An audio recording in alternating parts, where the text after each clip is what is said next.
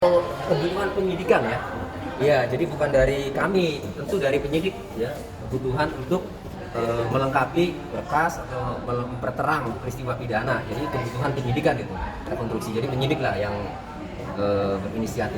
Pak, tapi keluarganya Vina kan sudah dikasih tahu belum kan, karena rekonstruksi kemarin kan keluarganya Peggy kan tidak dikasih tahu tuh dan juga tidak dihadirkan. Mungkin seperti apa? Ya, tadi pagi saya di Cirebon ya, berangkat ke sini kemarin ini memang belum ada kabar resmi ya, belum ada pemberitahuan resmi mengenai rekonstruksi. Tapi saya nggak tahu ya, saya di sini kan sejak sore, barangkali sudah mendapat kabar dari tim kuasa Peggy Setiawan ya, barangkali sudah mendapatkan kabar. Mas Ibnu kayaknya Belum tahu saya, belum tahu ya. Nanti saya tanya tim lah. Barangkali teman-teman media memang apakah itu sudah pernyataan resmi? Sudah resmi. Ya kalau terkait dari orang tua sendiri nih yang bantah kalau anaknya terlibat angkatan, ya, nanggap ini gimana dari pihak kuasa hukum? ya orang tua membantah ya bahwa Peggy terlibat kan. Ya memang orang tua itu tahu bahwa anaknya saat kejadian ya itu berada di Bandung, bahkan jauh sebelum kejadian ya memang berada di Bandung. Nah kan ini teman kerjanya itu tidur bareng ya. Silakan coba Ibnu ceritakan. Nah iya, Mas Ibnu boleh ceritain. Ya. Nah, dari TD-nya nyampe jalan raya nganter gondol tuh, terus pulang mampir beli makanan tuh, warteg, pulang ya ke bedeng makan bersama tuh, terus kita semua ada di bedeng ya, habis makan tidur. Ada orang 4, Inu, Parman, Robi, Peggy Setiawan yang pulangnya gondol, kalau bapaknya pergi. Tahu kalau malam nggak ada, cuma ngasih mau makan, ngasih nasi, beli nasi warteg, ngasih nasi, terus berangkat lagi. Nah, Mas Ibnu, mungkin kesaksian dari Mas Ibnu saat kejadian Peggy ditangkap itu mungkin seperti apa sih? Ya kaget aja, ya was-was tuh. Jadi orangnya baik sih soalnya. Jadi tuh saya tuh kaget dengarnya tuh, kok bisa yang orangnya baik, dia nggak terlibat geng-geng, dia nggak pernah melu geng, nggak pernah ikut geng tuh. Cuma yang kasihan aja tuh, dia kaget, kok kondangan saya di bawah. Mas katanya dia yang mau jadi dirubah saksi. itu gimana Mas? Iya, Identitas katanya yang namanya dirubah itu jadi gimana, Mas? Robi. Ceritanya Mas. Ya kata Mas Gondol, saya sih tahu tuh ya. Nah, gimana Mas? Jadi biar nggak keciri ke istri yang mudanya bahwa si Peggy itu anak dari istri, yaitu saudara saya, Kartini, Kartini. Nah, supaya nggak keciri namanya diganti di sananya Robi, supaya namanya tuh bukan Peggy, Robi, ngakunya ponakannya, supaya nggak keciri di istri sananya tuh.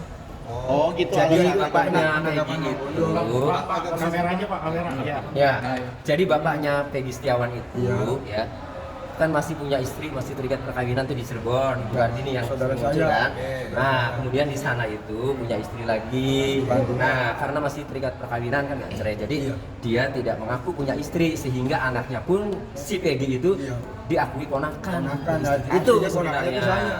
Ya, jadi sebenarnya hal itu tidak terlalu penting.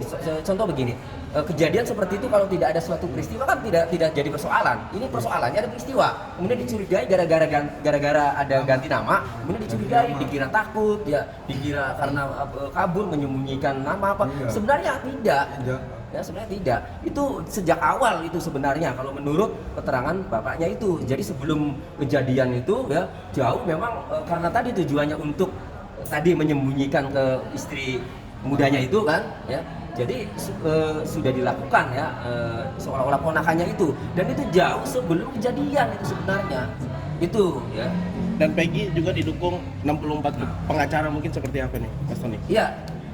65 ya total pengacara, semua ya kami ya itu tergerak karena melihat penetapan tersangka ya, baik penangkapan sampai penetapan tersangka terhadap Peggy Setiawan ini ya, ini kan jelas-jelas beda dari DPO. Kalau di DPO kan jelas ya, ciri-ciri rambut keriting kan, kemudian tinggalnya di Banjarwangunan kan, Ada kemudian perizinannya, umurnya ada kalau 2024 itu 30. Nah, ini yang ditangkap ini kan Peggy Setiawan ini kan rambutnya tidak keriting, tinggalnya tidak di Banjarwangunan kan, di Kepongpongan. Umurnya bukan 30, 27 tahun. Jadi kemudian didukunglah saksi-saksi yang muncul kan, bahwa pada saat kejadian Peggy Setiawan berada di sana, kan saksinya banyak. Itulah yang membuat ya lawyer tim itu tergerak untuk membela Peggy Setiawan, ya membela Peggy Setiawan untuk menegakkan kebenaran, menegakkan keadilan itu. Mas- buktinya apa lagi sih Mas? Terkait itu? Ada, sebenarnya ada bukti pembayaran gaji kasbon. Ada. Itu disimpan sama Pak Rudi dan sudah disampaikan. Itu dari tahun berapa? 2016. 2016 ya, itu Bulan? dari mulai bulan Juli, bulan Agustus, bulan September itu ada semua. Nih, yang saya baca nih ya. Misalnya 2016 di situ ada 26 Agustus 2016, berarti kan sehari sebelum kejadian ya. Oke. Nah, kemudian ada lagi 2 September 2016 karena gajian buruh bangunan itu mingguan. Ya, itu ada di situ, dan di situ ketika saya minta tim kuasa hukum minta kepada Pak Rudi, mana bukti pembayaran gaji ya. Dikasih itu, artinya saat itu ya, Peggy Setiawan bersama yang lainnya itu gajinya itu tergabung di situ. Oke. Ada. Bang, Mas tapi Ibnu. sudah menjenguk Peggy sendiri di lapas titipan Polda Jabar? Ya, untuk saya sendiri belum ya. Tim kemarin yang menandatangani surat untuk tanda tangan surat kuasa ya, belum. Nah, baru tadi siang itu tanda tangan surat kuasa perubahan yang jadi 65, kemudian sambil meminta salinan berita acara pemeriksaan BAP sebagai tersangka untuk kepentingan pembelaan. Nantilah habis ini saya lihat BAP-nya, kemudian saya juga tanya sama teman-teman apa sih dasarnya buronannya itu Peggy alias Peron, kok yang ditangkap Peggy Setiawan, apa alasannya, kan itu saya menanyakan itu. Nanti Tapi barangkali. sudah ada komunikasi mungkin dari teman yang kemarin menghubungi Peggy di dalam apa komunikasinya terkait hal ini, kan kemarin sempat viral juga ketika Peggy mau memberikan Saksi, kata-kata- ya, keterangan, ya. kata-kata, rekan-rekan media. Apa ada obrolan apa dari? Ya, teman-teman di Polda, saya kemari ya ke stasiun TV ini, jadi belum sempat komunikasi nih, belum diskusi, Belum ada obrolan. belum. Mas Ini Ibnu, kan tapi besok kesehariannya- ada teman Peggy yang akan diperiksa ya. Itu siapa mungkin? Mas Ibnu atau siapa? Ya ada 3, Oh. Ibnu, Suparman, dan Bondol, Suharsono. Itu. Mas Ada Ibnu, 3. tapi untuk Peggy sendiri itu sebenarnya kesehariannya dipanggilnya Peggy atau Robi untuk di lagi di kantor di proyek gitu-gitu biasanya Pego dipanggilnya apa? panggilannya itu. Sebenarnya nama aliasnya itu Peggy Pego. Pego. Bukan Perong ya. Bukan. Tapi kalau di Bandung ya dipanggilnya Robi. Soalnya ya itu. Iya. Ya itu adiknya itu. Nah, Mas, Jadi Untuk situasional. menguatkan, bukti, ada nggak sih jejak digital pada hari kejadian itu? Nah, saya pernah ya waktu menyampaikan di stasiun TV waktu acara itu ya, awalnya ada, sudah di screenshotin, bahkan di saya juga sudah saya simpan ya, screenshot itu ya. Mudah-mudahan ada, mau dicoba. Boleh. Ya, Boleh. mudah-mudahan ada ya.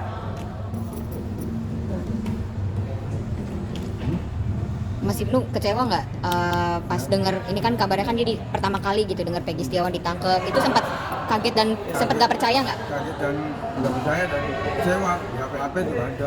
Jadi gemeter. Karena dia anaknya baik sih, anaknya baik ya. Terus sering sholat terus ya kadang ya kalau itu yang banting orang tua cari uang buat nafkahin adik-adiknya tuh. Soalnya bapaknya kan jarang ngasih ibunya, jadi ibunya kayak gitu jangan dikasih sama suaminya. Jadi yang jadi tulang punggung tuh Peggy. Mas Ibnu Maksudnya mungkin cukup dekat juga sama Peggy, dekat gitu ya, ngerasa akrab banget sama Peggy. Mas Ibnu. Ya akrab juga enggak, ya juga enggak tapi jarang. Nah, pas lagi di Bandung itu mungkin bisa diceritain Mas. Pas Peggy lagi di Bandung bersama Mas Ibnu mungkin Ya seperti apa? itu aja waktu pas nganter Bondol pulang tuh ya dari Bedeng ke Jalan Raya. Ke kamera. Lihat ke kamera. Dari Bondol ke Jalan Raya. Terus pulang lagi ke sini. Pulang ke mana? Ke Bandung. Ke ini Bandung lagi Cirebon. Bedeng. Bedeng. Bedeng. Oke. Nah ini dari Bedeng ke Jalan Raya. Mampir ke warung terus pulang lagi makan di Bedeng. Terus habis makan tuh tidur. Itu jam berapa, Mas? Ya sekitar jam 9 malam. 9 malam. Iya tidur di situ tuh. Nah, Mas Ya. sendiri sama teman-teman tahunya dari mana ketika Peggy itu ada di kantor polisi? Tahu Dari HP-HP orang aja, jadi orang-orang informasi. Ponakan iya berita, ponakan kamu tangkap tuh nggak? Kaget saya.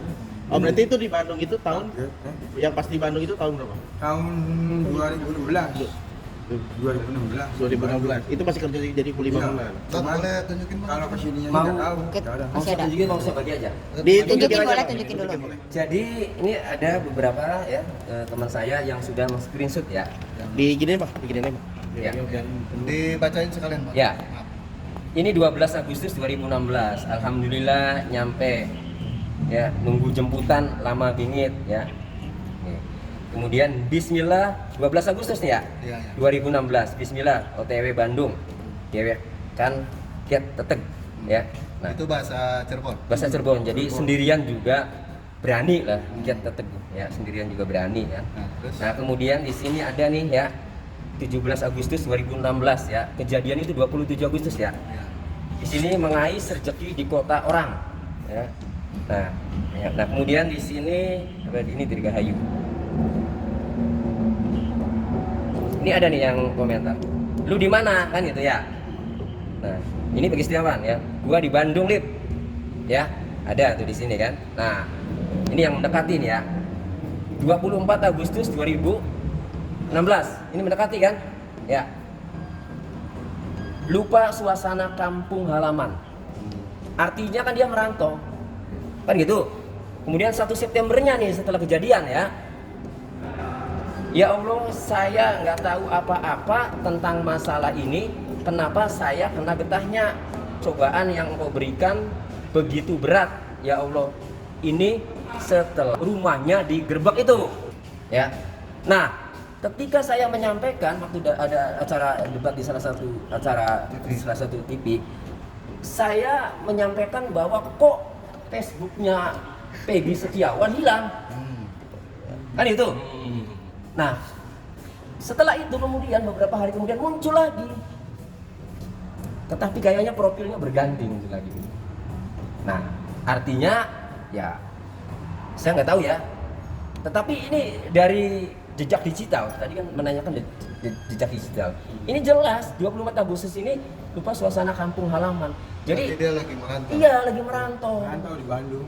Saya ingat. Masa pulang ke Cirebon hanya untuk membunuh saja terus balik lagi? Kata bapak yang tadi di Tidak, Lihat kan. harus ada Kata bapak waktu di- yang tadi, cukup maaf untuk ya, saya marah, bukan nggak apa-apa. Cuman Bo- saya ingat otak saya tuh. Saya ingat ada di Bandung. Ya, jadi gini. Tadi juga sempat ditanya, kok bisa ingat? Ingat. Waktu saya melakukan penelusuran, saya ini kan menjadi kuasa hukumnya Peggy ini tidak langsung serta merta jadi pengacaranya. Tidak. Ketika ibunya mengatakan bahwa pada saat kejadian Peggy Setiawan ada di Bandung, saya telusuri dulu siapa Bu yang melihat. Siapa saksinya di sana? Disebutlah ada bapaknya, ada Ibnu, ada Suparman, ada Bondol, kan itu. Nah, kemudian saya tanya satu-satu. Langsung saya live itu, nggak ada yang saya potong-potong itu. Langsung saya live. Nah, ketika saya yakin memang benar berada di Bandung, ya, bapaknya juga saya telepon, baru kemudian saya mau jadi pengacaranya. Ditambah lagi ciri-ciri DPO dengan yang ditangkap beda kan gitu. Itu baru saya mau.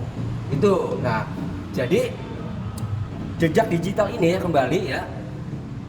Ini status-status ini, postingan-postingan ini kan rangkaian bahwa memang dia berada di perantauan ya, bukan di Cirebon.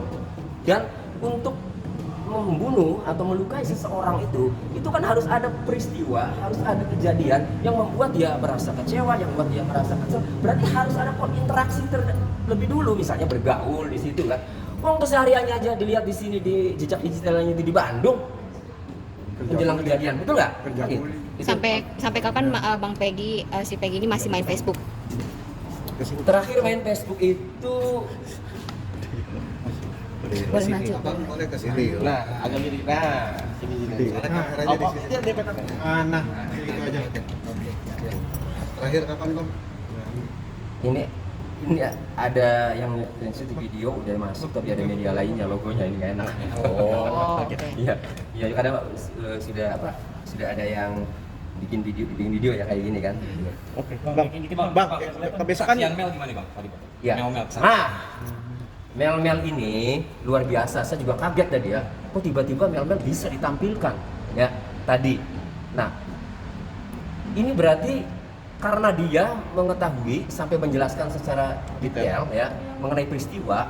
Kemudian yang lebih penting lagi, dia ini mengenali ya wajah para pelaku. Para salah satu atau beberapa pelaku. Ya, menurut keterangan Mel tadi. Maka berarti kalau salah satu pelaku itu dikenali, maka ketika pelaku itu kena kan, ya berarti bisa ngoceh.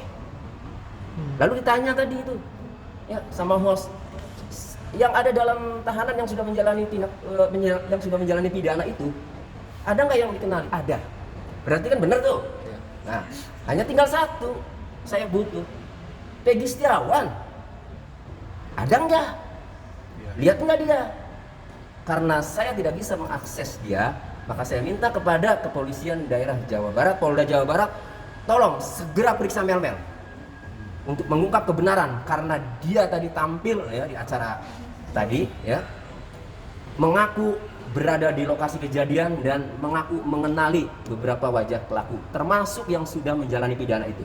Bang, Nah, boleh kalau diulas untuk sedikit Peggy sebenarnya sendiri- Mel-Mel itu tuh siapanya mereka, siapanya Linda atau siapanya geng motor ini sih Bang, untuk hubungannya? Siapa? Mel-Mel ini tuh sebenarnya siapa gitu Bang? Dari cerita itu Mel itu katanya temen-temen ya sama Linda kan, dan temennya juga sama Eki, jadi seolah-olah kayak abang adik kan. Makanya manggil Eki itu korban yang meninggal itu ya, manggilnya D ya kan itu. Jadi hanya sebatas itu tadi yang disampaikan. Tapi apapun itu, karena pada intinya dia mengenali salah satu pelaku atau beberapa pelaku, kemudian yang dipidana itu, yang sudah dipidana itu dia juga ada mengenali, kan ditanya ada nggak salah satu yang dikenali, ada. Nah berarti kan dia tahu tinggal kepada Peggy Setiawan, dia kenal nggak pelaku bukan, kan itu aja, betul nggak? Ini saksi kunci yang sangat-sangat bagus ya, makanya Polda Jawa Barat penyidik ini harus segera untuk memeriksa Mel. Untuk Aep sendiri Bang, ini kan kemarin sempat ramai juga Iya. sosok Aep yang dia mengaku mengetahui ada kejadian. Mungkin Abang sudah tahu. Ya, pengakuannya Aep sudah saya dengarkan ya di media. Kemudian saya bandingkan dengan putusan pengadilan yang saya miliki ya. Jadi Aep ini tidak masuk sebagai saksi dalam putusan pengadilan. Ya, dari 8 terdakwa yang sudah jadi terpidana itu. Hanya keterangan Pak Rudiana sebagai bapaknya korban Eki Muhammad Rizky ini, dia itu menceritakan berdasarkan informasi dari Aep. Pak Rudiana ini berada di rumah pada saat kejadian. Dikabarilah oleh temannya yang anggota juga bahwa anaknya bapak itu siapa namanya, Muhammad Rizky. Nah, oh itu ada di RSUD Gunung Jati. Setelah dilihat benar kan. Nah, infonya pertama kecelakaan kan. Nah setelah itu, ini putusan pengadilan ya, setelah itu dilihat luka-lukanya, rahang patah ya, kemudian ini bonyok kan ya, dia tidak yakin, janggal kalau ini kecelakaan. Kemudian dia berangkat ke Polsek Talun melihat sepeda motornya, semakin yakin bahwa ini bukan kecelakaan. Akhirnya dia mencari informasi, ketemulah dengan Aep. Nah ketemu dengan Aep, menanyakan bahwa gerombolan itulah yang mengakibatkan anaknya meninggal itu kan, itu biasa nongkrong di mana, itu putusan pengadilan ya. Nah dijawab oleh Aep, biasa nongkrong di situ kan itu. Ya sudah, kalau ada orang nongkrong lagi di situ kabari saya, kasihlah nomor handphonenya. Nah beberapa waktu kemudian dikabarilah karena ada, ya udah ditangkapi itu. Oke. Pertanyaannya, apakah Aep itu mengenali pelaku-pelakunya? Karena Aep bercerita dari jarak 100 meter malam, ketika lagi dilempari kan, dia takut, dia kan kabur kan, karena takut. Mengenali atau tidak? Nah, sebenarnya kalau hanya keterangan Aep saja ya, saya tidak yakin. Tetapi ada saksi lagi ya, pada saat Muhammad Rizky berboncengan sama Vina itu ditemani yang namanya Liga Akbar. Jadi pada saat dilempari, Liga Akbar itu ikut itu. Nah, kemudian melaju, kalau Liga Akbar karena takut masuk gang ya, tetapi kalau si Muhammad Rizky sama boncengan sama Vina itu dikejar terus. Nah kemudian terjadilah ya, dalam putusan pengadilan Liga Akbar itu masuk sebagai saksi. Di situ mengatakan mengenali salah satu pelaku yang ngejar-ngejar itu. Siapa yang dikenali oleh Liga Akbar? Adalah Rivaldi Aditya Wardana kalau dalam putusan. Dan itu. Nah berarti ya, kalau dikenali salah satu ya pasti kena semua kan gitu. Nah itu jadi akhirnya yang pertama mungkin Aep hanya tuduh saja ya, yang soal yang 8. Tapi kemudian setelah membaca, oke lah, berarti ada yang dikenali, Liga Akbar mengenali salah satu kan, yaitu Rivaldi. Nah itu untuk yang 8. Kemudian bagaimana untuk yang Peggy Setiawan? Di dalam putusan pengadilan tidak ada satupun ya keterangan dari siapapun dari 8 terpidana itu ya yang sudah divonis itu menyebut Suzuki Motor Smash. Tidak ada. 7 sepeda motor yang digunakan oleh 11 pelaku itu tidak ada Suzuki Motor Smash. Sedangkan ya yang diamankan di Peggy Setiawan ya rumahnya itu Suzuki Motor Smash yang dijadikan barang bukti. Oke. Pada saat itu kalau AF itu dari awal mengatakan ada Suzuki Smash, pasti tertuang di putusan pengadilan meskipun dia tidak bersaksi sendiri, tetapi melalui ceritanya Pak Rudiana, bapaknya Eki, betul nggak? Karena tidak ada berarti AF tidak pernah bercerita motor Suzuki Smash. Kenapa setelah Peggy Setiawan ditangkap tiba-tiba dia ngomong ada Suzuki Motor Smash dan mengenali wajah Peggy. Jadi untuk 8 oke lah mungkin saya percaya ya. Tetapi untuk Peggy Setiawan ini seperti cocokologi kalau menurut saya ya. Saksi yang memberikan keterangan dicocok-cocokkan dengan keadaan ciri-ciri Peggy Setiawan. Oke, Bang, upaya hukumnya seperti apa Bang untuk Peggy sendiri sebagai kuasa? Ya upaya hukum ini tadi saya ngobrol dengan mantan Kabar Eskrim juga Pak Ito Sumardi ya, Komjen Purnawirawan. Ya memang rencana saya untuk mengajukan gelar perkara khusus ya dia juga menyetujui, silakan biar lebih fair kan, biar lebih puas kan itu. Jadi langkahnya mungkin saya mau mengajukan gelar perkara khusus intinya agar dilakukan gelar perkara khusus biar dibuka kenapa DPO-nya Peggy alias Peron, tetapi yang ditangkap adalah Peggy Setiawan. Kemudian yang kedua, kalau memang itu tetap dilanjutkan penyidikannya, maka akan melakukan gugatan pra peradilan. Itu keputusan tim ya, tapi nanti fixnya nanti lah. Wacananya seperti itu. Nah kalau masih mentok juga ya dibela di persidangan. Apakah akan bersama 65 pengacara dan lain-lainnya apakah akan mengurusi maksudnya gelar konstruksi tadi? Yang gelar ya rekan tadi gelar perkara yang tadi bersama. Mengajukan gelar perkara khusus. Iya. Ya kan gini, kalau surat kuasa kan secara umum semuanya ya. Nanti yang mengajukan itu salah satu atau 2 juga boleh. Nanti yang datang itu ya tergantung kan, kalau memang diperkenankan bisa datang ya, supaya lebih transparan. Tergantung mau 2, 3, nah tergantung situasi. Itu pun kalau dari Bareskrim itu mengizinkan kan. Bang, terakhir nih, kabarnya kan katanya Pak Jokowi diminta untuk membuka, Pak Jokowi sudah diminta gitu ya untuk membuka kasus ini selebar-lebarnya, diselidiki sedalam-dalamnya. Tanggapannya Bang? Ya, itu apresiasi saya luar biasa. Kalau Pak Jokowi yang setelah melihat situasi seperti ini ya, ini harus ditutup, harus diusut setuntas-tuntasnya, transparan. Itu luar biasa. Implementasinya adalah segera lakukan gelar perkara khusus. Menurut saya nggak usah dari pihak tersangka mengajukan, langsung saja. Tapi mohon libatkan agar percaya. Saya ini nanti akan melihat ya, ketika memang hasil gelar perkara kami dilibatkan, ini loh keterlibatan Peggy Setiawan, ini loh kenapa ditetapkan tersangka, ini loh alat buktinya. Ketika real ya sudah, betul nggak? Memang real kan. Tetapi kalau memang belum dijelaskan secara transparan, kami kan masih lagi berjuang karena berdasarkan keterangan ibunya, keterangan saksi-saksi. Peggy Setiawan tidak berada di lokasi kejadian saat tanggal 27 Agustus 2016 kan itu. Bang, besok kan ada gelar rekonstruksi ya. Nah, misalkan Peggy kan seperti apa? Karena kemarin juga nggak dihadirkan gitu. Ya sebenarnya kalau rekonstruksi itu kan memperagakan adegan-adegan yang telah dia perbuat sebenarnya kan, itu intinya kan, untuk memperterang. Jadi kalau diperiksa saja, oh iya caranya saya begini kan, tapi kalau direkonstruksi ya itu kan jelas nanti kan, tergambar jelas, terang kan. Jadi apa saja, berapa adegan.